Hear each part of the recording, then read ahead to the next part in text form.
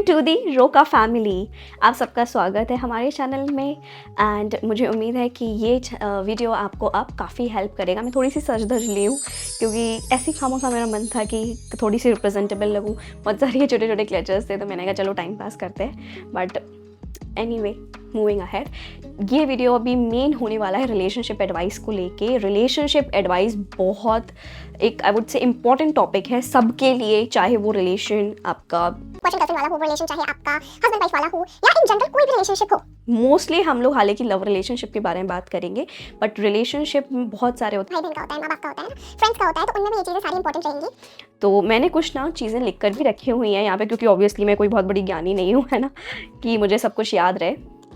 So just in case I do not forget anything, I've already jotted down a bunch of things over here, and I just wanted to tell you all that I am fluent in Hindi as well as in English. So just in case you want this video in English, which I probably don't know if you want, but just in case, so you can let me know. I'll just try either translating it in English somewhere in the comment section, the brief out of it, or I'll just text you somewhere.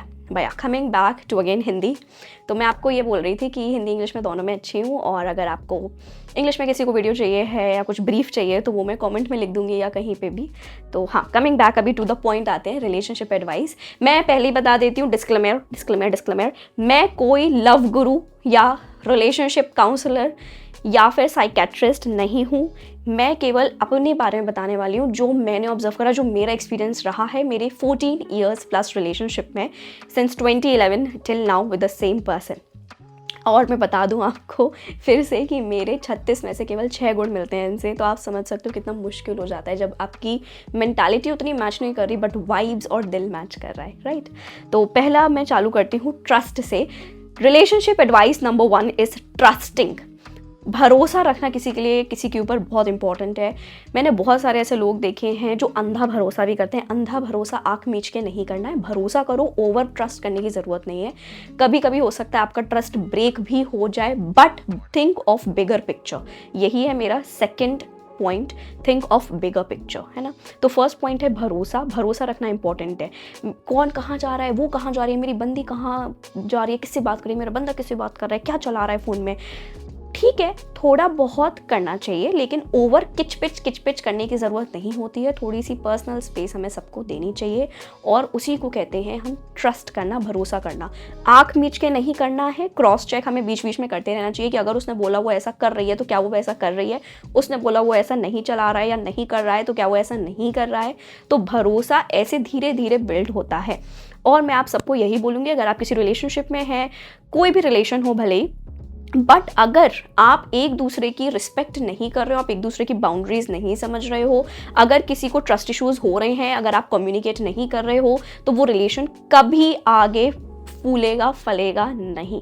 तो भरोसा करना बहुत ज़रूरी है एक दूसरे पर, और सामने वाले को भरोसा दिलाना उससे ज़्यादा ज़रूरी है। Now coming two point number 2, मैं जो आपको बता रही थी इसी से, कि हमको बिग पिक्चर देखनी है ना, बड़ी चीज़ें देखो। बहुत सारे लोग क्या करते हैं, अपनी ईगो को बहुत आगे रखते हैं, अपने एटीट्यूड को बहुत ऐसे नाक पे रखते हैं, तो हमें वो नहीं करना है। बिगर पिक्चर देखो, हैप्पीनेस। आपकी बिगर पिक्चर क्या है कि आप उस इंसान के साथ खुश हो या नहीं, आप उस इंसान के साथ खुश हो वो देखो।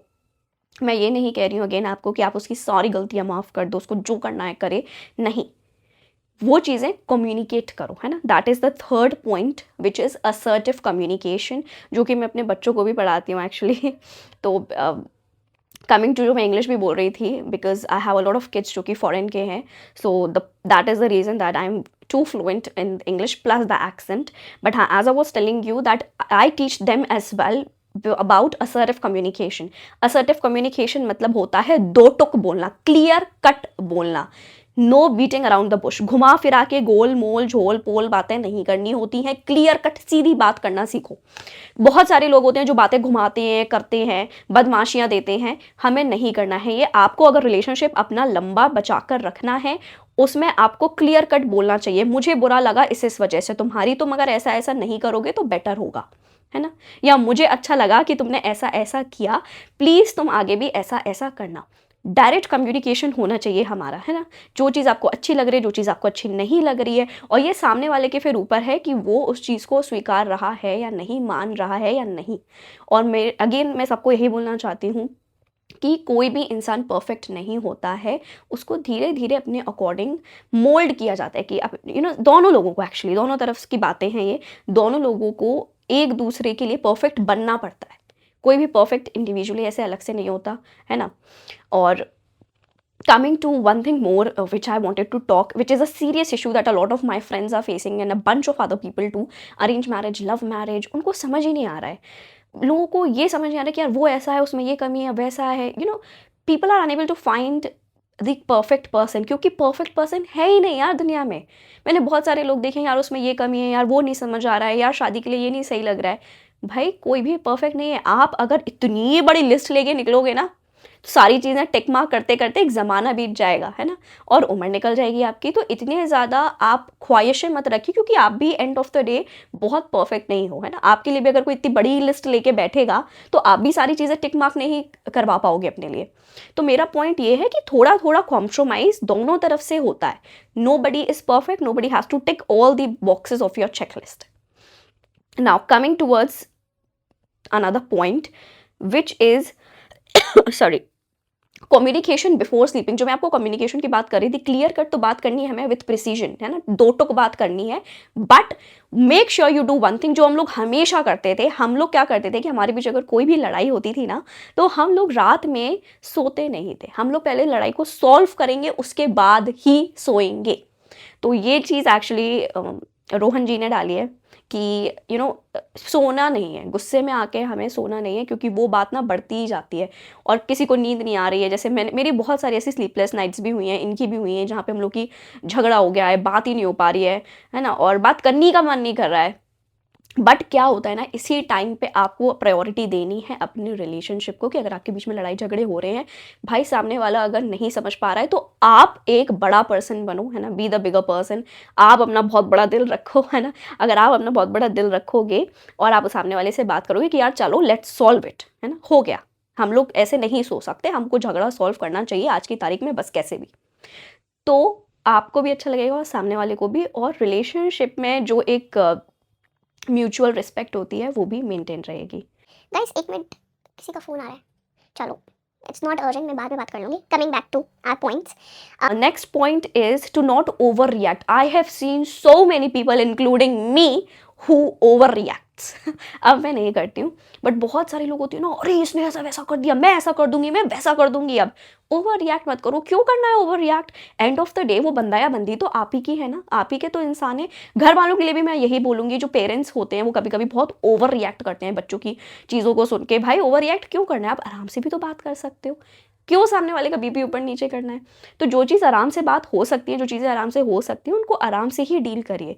तो this is the most important thing that I wanted to tell, which is over reaction. लोग हाइपर बहुत जल्दी होते हैं। Rohan also use to get hyper a lot, but now he doesn't, because I tell him all the time कि आप अगर कोई चीज़ आराम से भी बोलोगे मुझे तो भी समझ आएगा, है ना।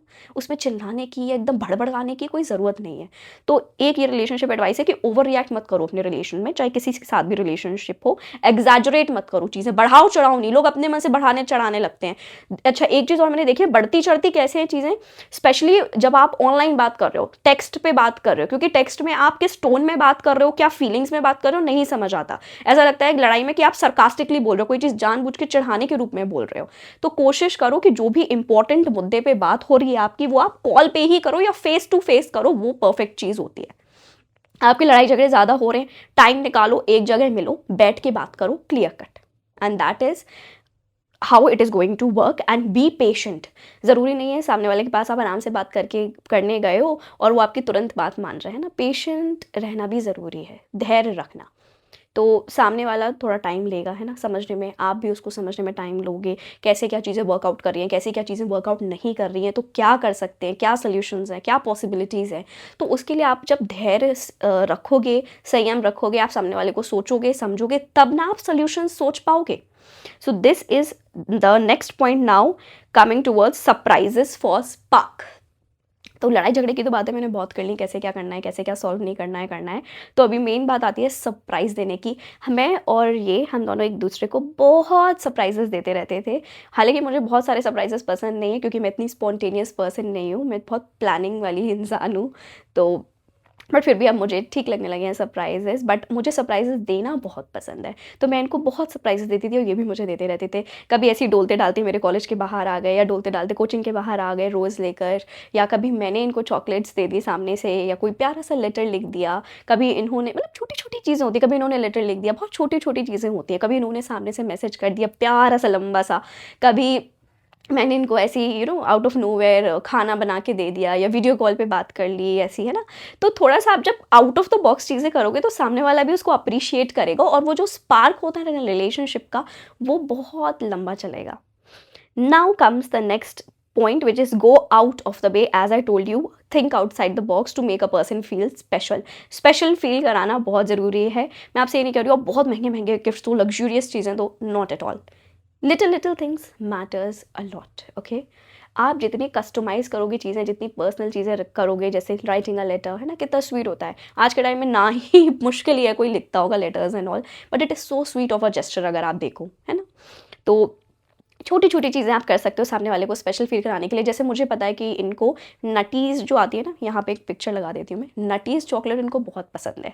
तो मैं इनको चाहे जब नटीज़ मेरा मन होता है तो मैं इनके लिए ले आती हूँ, या ब्लिंकिट से कभी ऑर्डर कर देती हूँ। तो ऐसा नहीं है कि बहुत महंगी कोई आइटम है, पर इनको अच्छा लगता है तो मैं ला देती हूँ, है ना।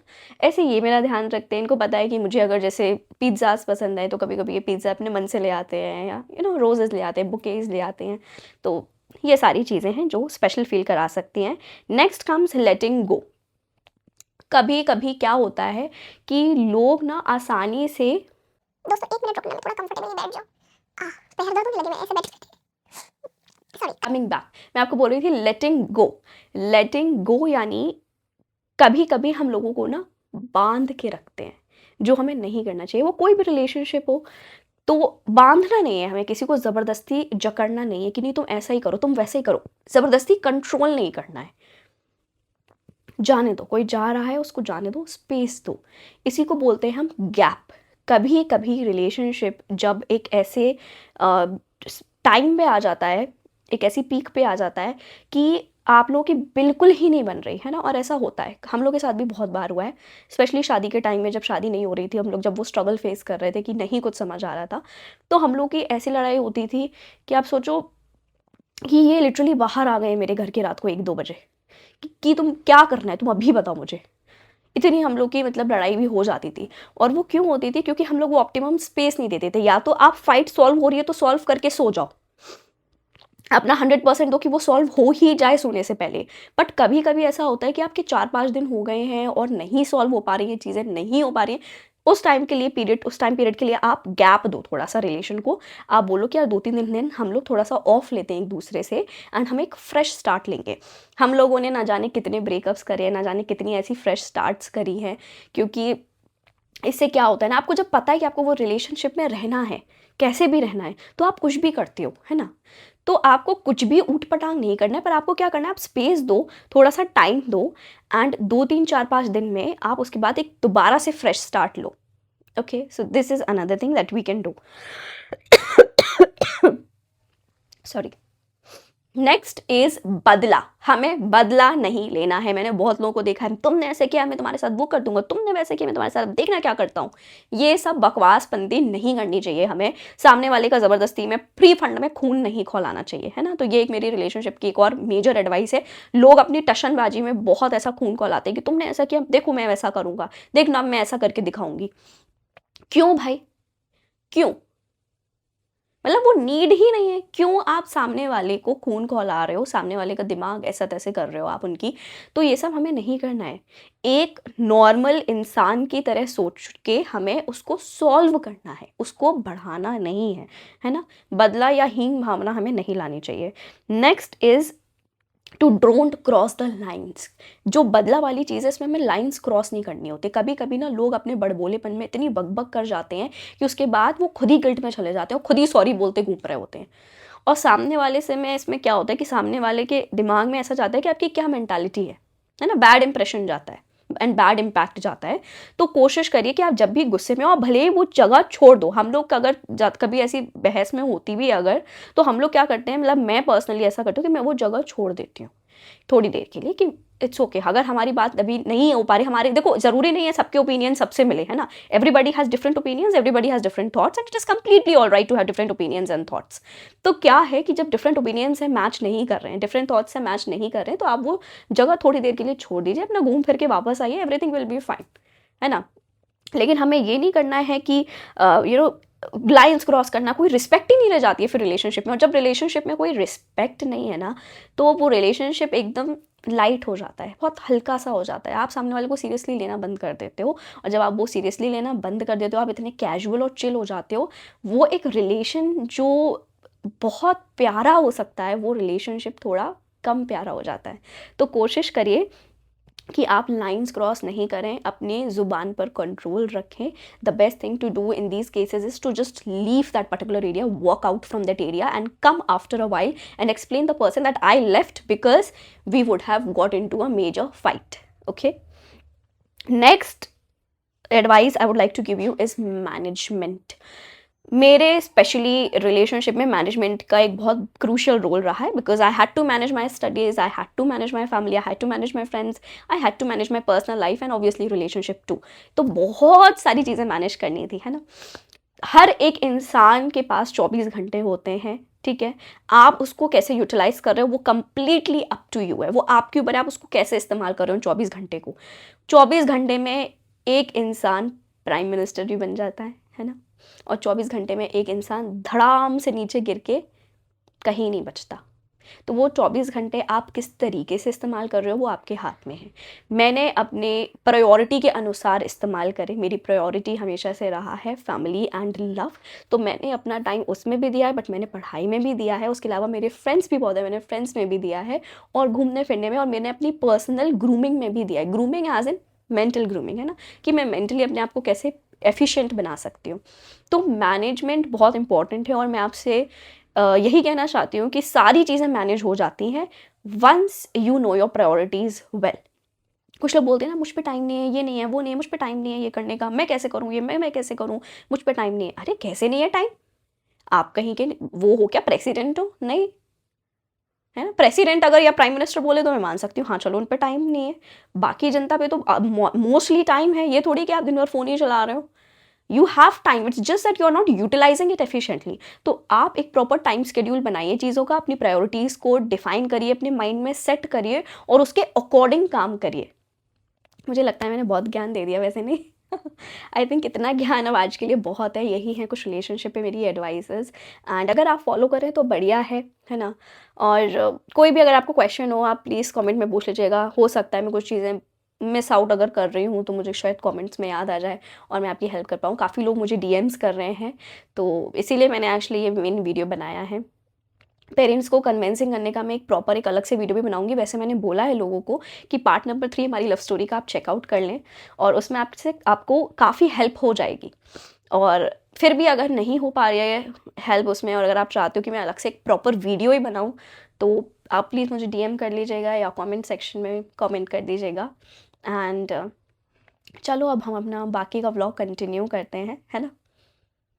चलो दोस्तों, लेट्स गो। दोस्तों मेरा खाना पीना डिनर वगैरह सब हो चुका है, अब मैं जा रही हूँ सोने, ये सब आइटम हटा के ऑब्वियसली।